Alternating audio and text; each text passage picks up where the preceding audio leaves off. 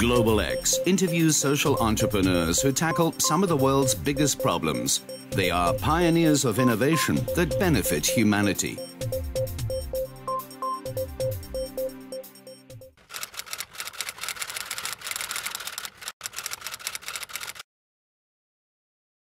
I'm the CEO of SKS Microfinance. We currently serve 1.5 million clients throughout about 20,000 villages in India, and our mission is to eradicate poverty by providing financial services at the doorstep of the poor.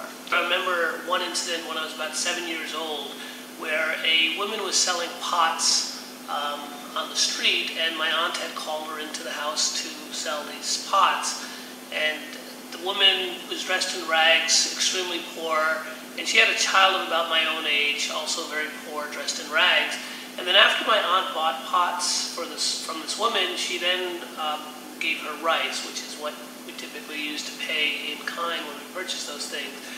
And I watched as my aunt poured the rice, and then she went off back into the pantry, and I was there and watched this woman, because about 12 grains of rice had fallen on the ground, and this woman knelt down and pressed her finger into each and every grain to pick it up. And for me, as a child, that was the first time that I realized that for this family, 12 grains of rice really did make a difference. And for me, for the first time, personalized what it means to be hungry. It wasn't some abstract concept. It was this family, this child, my own age, who is going through this kind of suffering.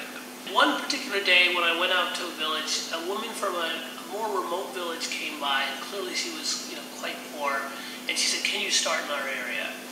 And I went back to my directors and I said, here's a good opportunity. This woman's very interested. Can we start there? And my directors said, well, we don't really have funds. After all, it was a grant-based NGO. And even if we did have funds, we're not sure if we can expand much beyond the current 100 villages that we're in. So I went back and I told this woman, I said, we're not able to expand. Very sorry. And she said something to me that I'll never forget. She said, am I not poor too? Do I not deserve a chance to get my family out of poverty? And for me, that question seemed to be absolutely right. In a sense, we were doing an injustice because we were doing microfinance in only one set of villages, but not in a neighboring set. And I was so jarred by that question that I actually left my NGO, went to the University of Chicago where I did my PhD, and thought exactly about that question. How do you design microfinance in a way that you never have to say no to any poor person who is simply asking for an opportunity? Number one, to use a for-profit approach to access capital. Number two, to design or draw from best practices from the business world to overcome the constraints of capacity. And number three, to use technology to overcome the constraints of cost. These three things have allowed us to scale in a significant way, so that today I can go back to that woman and say, yes, you too can have an opportunity. How much do you need to start your small business?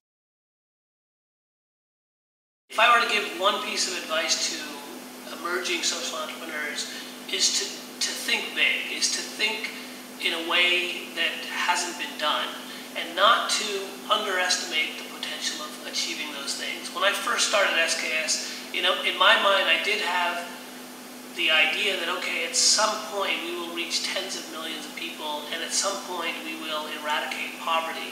Now, maybe I didn't necessarily articulate that so loudly because people would smirk and be skeptical, but truly in my heart, that was my aspiration, that continues to be my aspiration.